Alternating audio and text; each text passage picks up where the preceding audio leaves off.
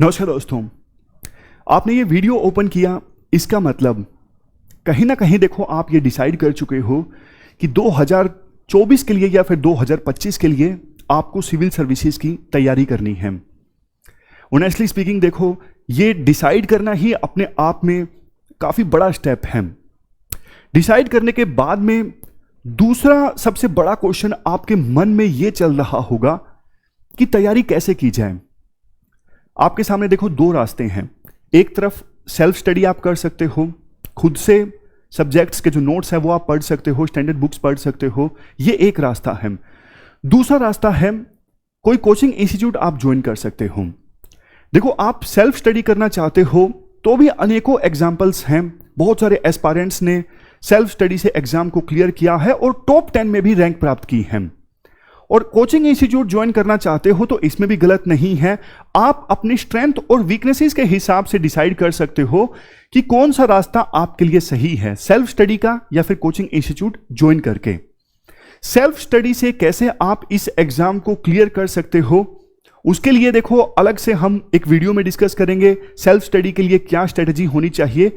आज इस वीडियो में हम ये डिस्कस करने जा रहे हैं कि जो लोग कोचिंग इंस्टीट्यूट ज्वाइन करना चाहते हैं वो कैसे डिसाइड करें कि कौन सा कोचिंग इंस्टीट्यूट उन्हें ज्वाइन करना है और उस कोचिंग इंस्टीट्यूट से एस्पायरेंट्स की क्या एक्सपेक्टेशंस होनी चाहिए। समझ गए? देखो, सीधी सी बात है, कोचिंग इंस्टीट्यूट ना बच्चों को बिल्कुल एग्जाम रेडी करके छोड़े, एग्जाम के लिए पूरी तरह से प्रिपेयर करके छोड़े। अगर एग्जाम रेडी करके कोचिंग इंस्टीट्यूट बच्चे को नहीं छोड़ रहा है तो फिर फायदा क्या?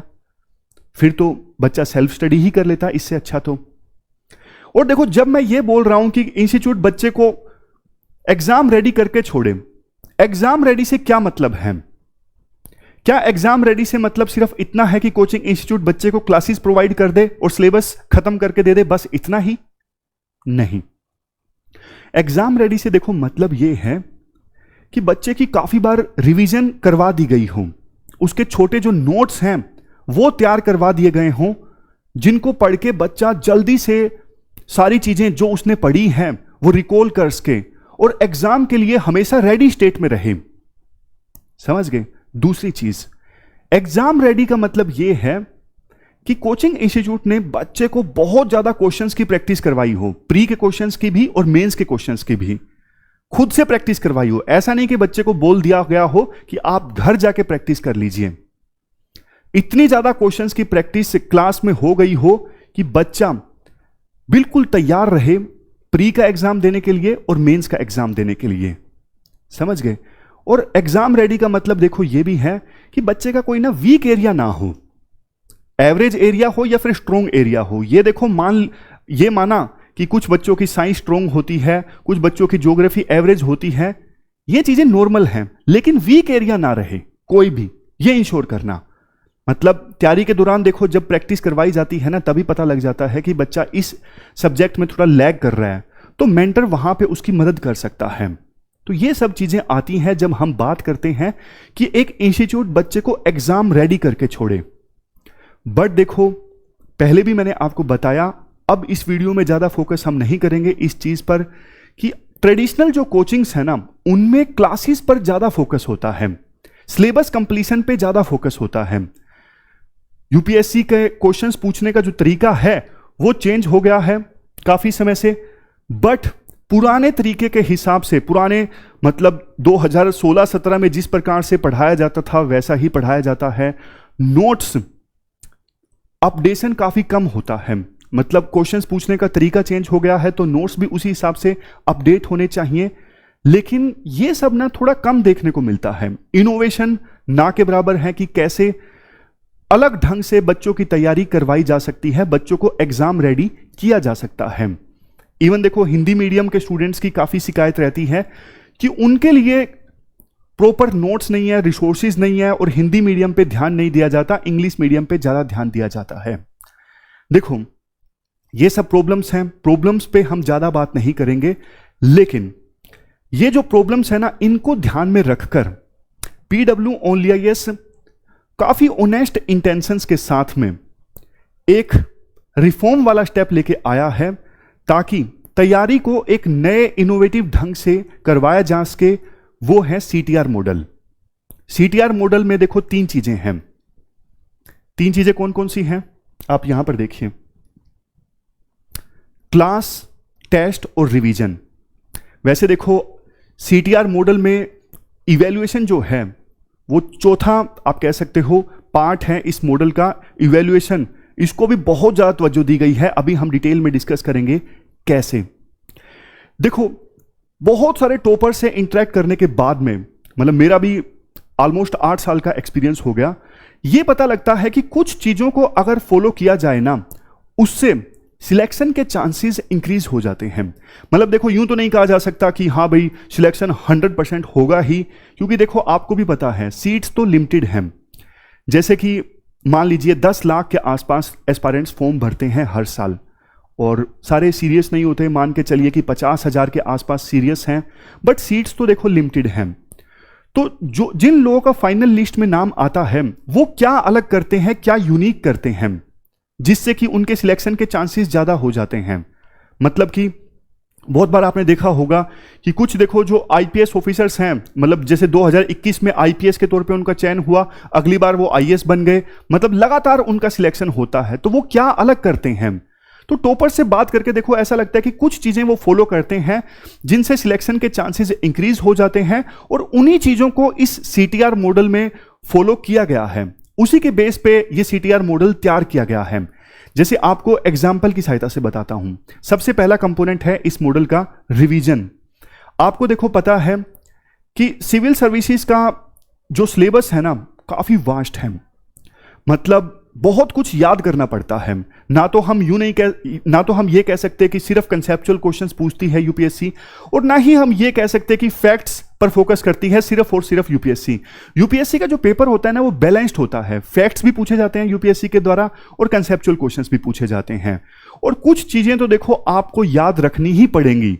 जैसे देखो अब पास्ट में जो कुछ हुआ, हिस्टोरिकल इवेंट्स हैं, जैसे अकबर ने क्या क्या बनवाया, कौन से किले बनवाए, कौन सी इमारतें बनवाई, औरंगजेब ने क्या क्या बनवाया, शाहजहां ने क्या क्या बनवाया, अब ये तो देखो आपको याद रखने पड़ेंगे और यूपीएससी पूछती भी है। जैसे हाल ही में एक क्वेश्चन पूछा था, अशोका ने कहां कहां पर एडिक्ट्स इस्टेब्लिश किए, और अब देखो संविधान में जैसे आर्टिकल्स हैं, अब वो आर्टिकल्स आपको याद रखने पड़ेंगे। आर्टिकल 51 क्या है, फंडामेंटल ड्यूटी से संबंधित है, इसमें कंसेप्ट नहीं लगाया जा सकता। और देखो अगर चीजें समय पे आपको याद नहीं आती हैं तो फिर क्या होगा, जैसे कई बार प्री का पेपर आप सोल्व कर रहे हो, 2 ऑप्शंस में कंफ्यूजन हो गई, ऐसी सिचुएशन सामने आती है। मेंस का आप आंसर लिख रहे हो, डेफिनेशन रिकॉल करने में आपको दिक्कत आ रही है। और देखो आमतौर पे ह्यूमन टेंडेंसी तो होती ही ये है कि जो हम पढ़ते हैं ना, अगर उसको 1 घंटे बाद रिकॉल करने की कोशिश करें तो ऑलमोस्ट 50% याद आता है, समझ गए। लेकिन देखो सीटीआर मॉडल में ना बच्चे के रिवीजन की जो जिम्मेदारी है ना वो मॉडल लेता है। मतलब बच्चे को यह कह के नहीं छोड़ दिया जाएगा कि आज आपने क्लास में जो पढ़ा है आप उसे रिवाइज कीजिएगा, नहीं, मॉडल बच्चे की रिवीजन की जिम्मेदारी खुद लेता है। कैसे लेता है वो मैं आपको बताता हूं।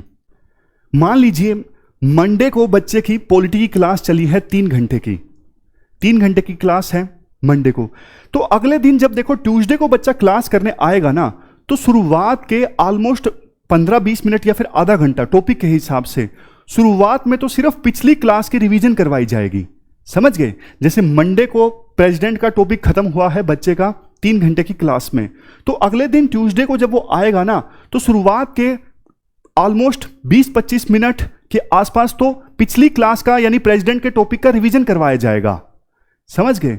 तो देखो, और ये जो रिवीजन करवाया जाएगा ना, ये माइंड मैप के माध्यम से करवाया जाएगा या फिर फ्लो चार्ट के माध्यम से करवाया जाएगा। जैसे इस प्रकार से कार्बन साइकिल होता है, नाइट्रोजन साइकिल के हम फ्लो चार्ट डिस्कस करते हैं, तो इस प्रकार से थोड़ा इनोवेटिव तरीके से रिवीजन करवाया जाएगा।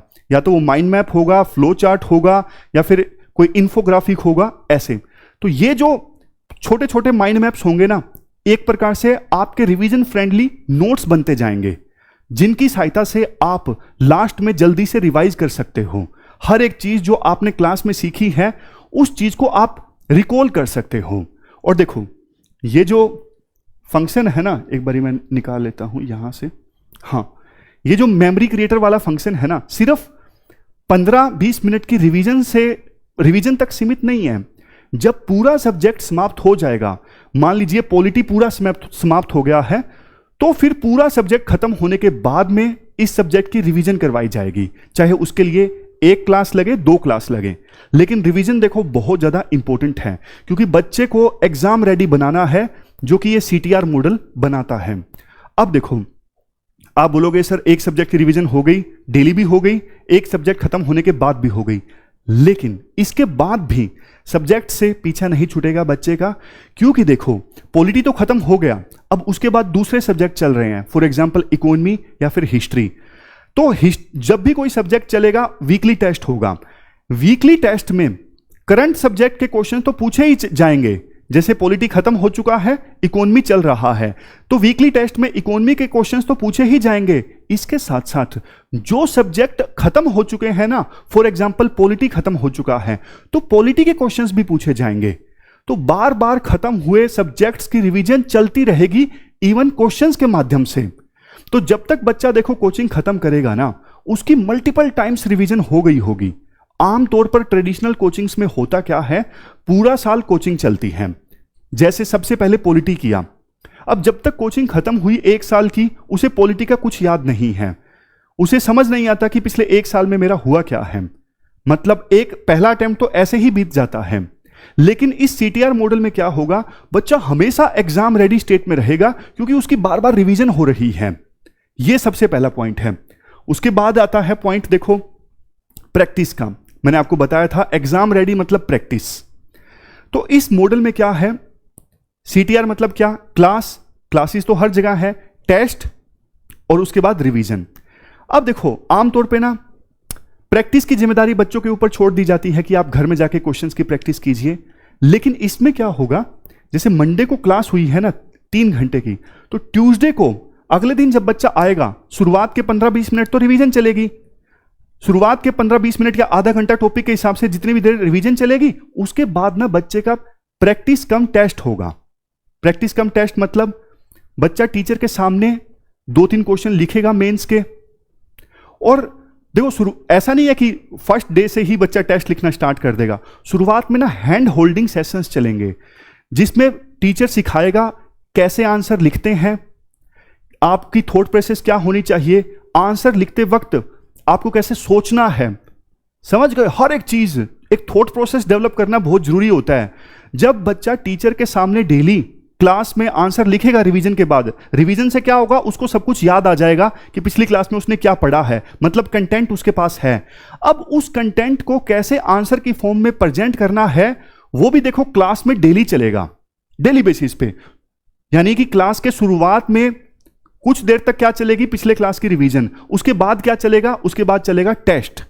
हालांकि शुरुआत के कुछ सेशंस हैंड होल्डिंग सेशंस होंगे, जिसमें टीचर हाथ पकड़ के, हाथ पकड़ने का मतलब ये नहीं है कि लिटरली हाथ पकड़ के, मतलब वो हर एक क्वेश्चन आंसर को कुछ दिन तक डिस्कस करेगा कि आपको ऐसे सोचना था, ऐसे लिखना था।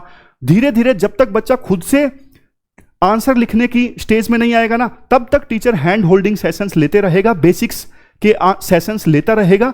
और जब बच्चा प्रिपेयर हो जाएगा कि हाँ अब वो उस स्टेज में आ चुका है कि वो आंसर खुद से लिख सकता है, तो फिर वो टेस्ट स्टार्ट हो जाएंगे। और देखो टेस्ट में जो भी स्कोर आएगा ना, वो एक परफॉर्मेंस सीट में रिकॉर्ड होता जाएगा।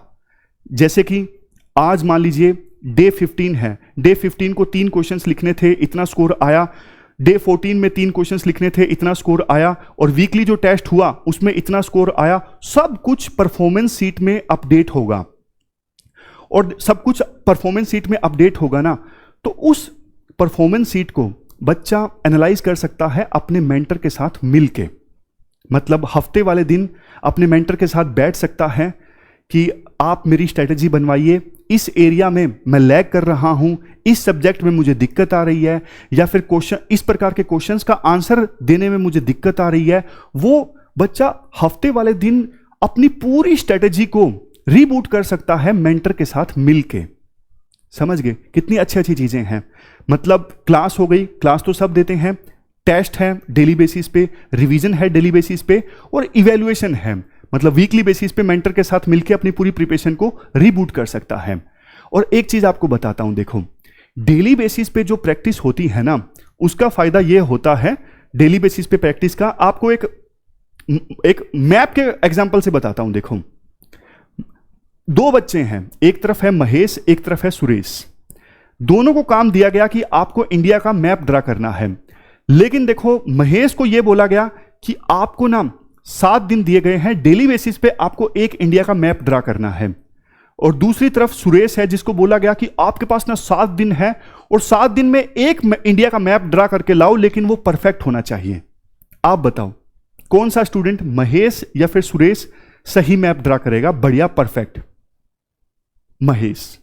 हालांकि देखो, महेश को काम ज्यादा दिया गया था, 7 दिनों में 7 मैप, डेली एक। सुरेश के पास 7 दिन थे परफेक्ट मैप ड्रा करने के लिए, फिर भी सुरेश ने अच्छे से मैप ड्रा नहीं किया, महेश ने किया। क्यों? क्योंकि डेली प्रैक्टिस की उसने। मतलब 6 दिन उसने मैप ड्रा करके देख लिया था, तो 7वें दिन जो उसने मैप ड्रा किया वो ज्यादा अच्छा था एज कंपेरिजन टू सुरेश, जिसने 7 दिनों में एक ही मैप ड्रा किया। तो यह फायदा होता है डेली प्रैक्टिस का। और सीटीआर मॉडल में बच्चा डेली प्रैक्टिस करता है, किसके सामने? टीचर के सामने। डेली प्रैक्टिस जब बच्चा टीचर के सामने करता है तो इसका फायदा यह होता है कि उसके मन में जो भी डाउट्स आते हैं वो टीचर से पूछ सकता है, मेंटर से पूछ सकता है। और दूसरा देखो, डेली प्रैक्टिस जब होगी ना, इवन प्री के क्वेश्चंस की, मेंस के क्वेश्चंस की, जब तक उसकी कोचिंग खत्म होगी ना, वो 500 के आसपास मेंस के क्वेश्चंस लिख चुका होगा, 5000 के आसपास प्री के क्वेश्चंस अटेम्प्ट कर चुका होगा। तो सोच के देखिए इस डेली प्रैक्टिस का कितना ज्यादा फायदा होगा जब तक बच्चे की कोचिंग खत्म होगी। अब आप मुझे बताइए, क्या वो एग्जाम रेडी स्टेट में होगा या फिर नहीं होगा? जाहिर तौर पर वो काफी बढ़िया सिचुएशन में रहेगा जब तक उसकी कोचिंग समाप्त होगी। अब इसके बाद डाउट सोल्वर मित्रा है। इस मॉडल में क्या है, अब काफी बार ना एस्पायरेंट जो है झिझक महसूस करता है, क्लास में टीचर से डाउट नहीं पूछ पाता। लेकिन इस मॉडल में क्या है, हमेशा मतलब बच्चा जो है उसके बाद क्लास खत्म होने के बाद भी और अगले दिन क्लास स्टार्ट होने से पहले भी कभी भी डाउट सोल्वर मित्रा के पास में आ सकता है। मतलब मेंटर्स अवेलेबल रहेंगे और अपनी सुविधा के हिसाब से जो भी डाउट हैं उनका समाधान करवा सकता है, डाउट पूछ सकता है बिना झिझक के। इसके अलावा देखो, पर्सनलाइज्ड मेंटर भी मिलेगा। जो हमने डिस्कस किया ना कि हफ्ते के आखिर में पूरे हफ्ते टेस्ट में जो स्कोर रहा है वो अपने मेंटर के साथ स्टूडेंट डिस्कस कर सकता है। तो इसके लिए पर्सनलाइज्ड मेंटर अवेलेबल होगा, जिसके साथ मिलके पर्सनलाइज्ड स्ट्रेटजी बनवाई जा सकती है, जो भी डाउट्स हैं उनको एड्रेस करवाया जा सकता है। इसके बाद क्या है, डेली क्लास नोट्स, मतलब जो भी क्लासेस होंगी उनके नोट्स मिलेंगे क्लास के बाद में। और रिटायर्ड ब्यूरोक्रेट्स के साथ में रेगुलर इंटरेक्शंस होंगी। अब देखो, मैं यूं नहीं बोलूंगा ये अपने आप में यूनिक चीज है, कोई नहीं करवाता है, ये बहुत सारे इंस्टीट्यूट्स करवाते भी हैं और इस मॉडल में भी ये चीज इंक्लूडेड है। इसके बाद नेक्स्ट है पीयर लर्निंग। देखो, इस मॉडल में सिर्फ प्री और मेंस पर ही फोकस नहीं किया जाता, बल्कि शुरुआत से ही इंटरव्यू प्रिपरेशन को भी साथ लेके चला जाता है। कैसे? जैसे देखो, impromptu on A current topic होता क्या है, इसमें एकदम से बच्चे को टॉपिक दे दिया जाता है। फॉर एग्जांपल यूथनेशिया, एस्पायरेंट को बोलना होता है बिना, मतलब टाइम अगर दिया जाता है तो सिर्फ आधे मिनट का, 1 मिनट का, और उसके बाद एस्पायरेंट को उस टॉपिक पे बोलना होता है। तो इससे क्या होता है कि स्पीकिंग स्किल्स इंप्रूव हो जाती हैं। फायदा, जब बाद में इंटरव्यू देना होगा ना, अब इंटरव्यू में पैनल क्वेश्चंस पूछते हैं, कुछ भी क्वेश्चंस पूछ लेते हैं, तो उस इंटरव्यू के लिए तैयारी अभी से चल रही होगी। और मैं आपको एग्जांपल देता हूं, जैसे देखो ये क्लास है, टीचर ने ना क्लास को 2 पार्ट्स में डिवाइड कर दिया। एक तरफ इस साइड जो बच्चे बैठे हैं उनको बोला गया कि आप कैपिटल पनिशमेंट के पक्ष में बोलिए, और इस साइड जो बच्चे बैठे हैं उनको बोल दिया गया कि आप कैपिटल पनिशमेंट के खिलाफ बोलिए। समझ गए? तो बच्चे आर्गुमेंट रखेंगे, इस साइड के बच्चे अपने आर्गुमेंट रखेंगे और दूसरी साइड के बच्चे अपने आर्गुमेंट रखेंगे। तो इसे थॉट प्रोसेस डेवलप होगी, बच्चे स्टैंड ले सकेंगे, जिसकी आवश्यकता होती है इंटरव्यू में। इंटरव्यू में आपको एक स्टैंड लेना पड़ता है। समझ गए? तो ये कुछ एक्टिविटीज हैं।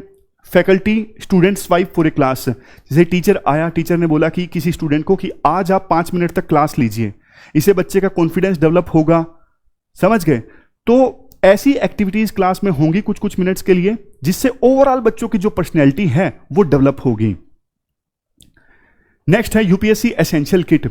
यूपीएससी एसेंशियल किट में देखो 18 जीएस की बुक्स मिलेंगी, बच्चों को ये जो नोट्स हैं ये देखो काफ़ी मतलब जो एक्सपीरियंस्ड फैकल्टीज हैं, कंटेंट राइटर्स हैं, इवन टॉपर्स के फीडबैक के बाद इन्हें तैयार किया गया है और ऑलरेडी बहुत सारे टॉपर्स ने अपनी प्रिपरेशन में इन बुकलेट्स को यूज किया है और इन बुकलेट्स को रेकमेंड किया है। तो ये एक्सक्लूसिवली कोर्स के साथ मिलेंगी। उसके बाद है पीयर लर्निंग, नहीं पीयर लर्निंग हम डिस्कस कर चुके हैं। उसके बाद है हाईली रिसर्च मटेरियल, ये कुछ और चीजें हैं जैसे देखो मंथन मैगजीन है, उड़ान 500 है, प्रहार है। इनमें से देखो कुछ चीजें ऐसी हैं जो वैसे भी आपको अवेलेबल हो जाएंगी, लेकिन कुछ ऐसी चीजें हैं जो बिल्कुल कोर्स के साथ आपको अवेलेबल होंगी। सीटीआर मॉडल के बेस पे जो नया कोर्स डिजाइन किया गया है उसके साथ आपको कुछ चीजें बिल्कुल एक्सक्लूसिव मिलेंगी जो फ्री में अवेलेबल नहीं होंगी। कुछ वैसे फ्री में भी अवेलेबल हैं जिनका सहारा उन बच्चों के द्वारा लिया जा सकता है जो सेल्फ स्टडी कर रहे हैं। अब क्या है extra pack of test series. Test series भी इन्वॉल्व है। सीटीआर मॉडल के बेस पे जो कोर्स डिजाइन किया गया है इसमें 25 प्लस प्रीलिम के टेस्ट हैं और जो ये 25 प्लस प्रीलिम टेस्ट हैं उसमें सेक्शनल टेस्ट भी हैं, सब्जेक्ट कंप्लीशन टेस्ट भी हैं और सीसेट के टेस्ट भी हैं और 20 से ज़्यादा मेंस के टेस्ट हैं, हर प्रकार के सेक्शनल टेस्ट भी हैं, सब्जेक्ट के खत्म होने के बाद वाले टेस्ट भी हैं और फुल लेंथ टेस्ट भी हैं। तो मतलब टेस्ट सीरीज जो है वो इस कोर्स में इन्वॉल्व है। सीसेट भी पूरी तरह से इन्वॉल्व है। सीसेट अब काफी ज्यादा डिफिकल्ट हो रहा है धीरे धीरे। पिछले 3-4 सालों में सीसेट का लेवल यूपीएससी ने बहुत ज्यादा इंक्रीज कर दिया है, तो सीसेट भी इस कोर्स में पूरी तरह से इन्वॉल्व है। अलग से आपको सीसेट का कोर्स परचेज करने की आवश्यकता नहीं है। और ये जो कोर्स है ना जो सीटीआर मॉडल के बेस पे डिजाइन किया गया है वो देखो दोनों माध्यम में है, ऑफलाइन माध्यम में भी है और हाइब्रिड माध्यम में भी है। मतलब अगर कोई स्टूडेंट एस्पायरेंट ऐसा है जो कहता है कि मैं क्लास में नहीं आ सकता, मैं वर्किंग प्रोफेशनल हूं, तो वो भी देखो अपने घर में रह के, क्योंकि वीडियो अवेलेबल होगी, लाइव भी वीडियो देख सकता है, अपने घर में रहकर वीडियो देखकर जो आंसर्स वगैरह है वो अपलोड कर सकता है और इवन इंस्टीट्यूट में आके टेस्ट भी लिख सकता है, मतलब अपनी सुविधा के हिसाब से। तो दोनों मॉडल्स में अवेलेबल है, ऑनलाइन भी और हाइब्रिड भी। तो देखो ये मैंने इस प्रकार से कुछ बातें आपके सामने रखी, बिल्कुल ट्रांसपेरेंटली। काफी मेहनत के साथ ये मॉडल डिजाइन किया गया है और जो बच्चे इस मॉडल की सहायता से प्रिपरेशन करेंगे निश्चित तौर पर उनको फायदा होगा। इसके अलावा आपके मन में देखो जो भी क्वेरीज हैं वो आप एड्रेस करवा सकते हो इस नंबर पे कॉल करके 9920613613। इस नंबर पर कॉल करके आप अपनी सारी क्वेरीज जो भी आपके मन में आई हैं उनका समाधान ले सकते हो। अगर आप कोर्स को ज्वाइन करना चाहते हो तो pwonlyas.com पे जाके आप कोर्स को ज्वाइन कर सकते हो। इसके साथ साथ आपको देखो इस मॉडल से संबंधित कोई मेंटरशिप चाहिए तो वो आप डिस्क्रिप्शन बॉक्स में फॉर्म फिल करके आप मेंटरशिप भी ले सकते हो। तो इस प्रकार से हमने इस वीडियो में जाना सीटीआर मॉडल के बारे में और आने वाले दिनों में देखो सेल्फ स्टडी कैसे कर सकते हैं वो भी हम डिस्कस करेंगे। फिलहाल इस वीडियो में इतना ही है। Thank you very much for discussion.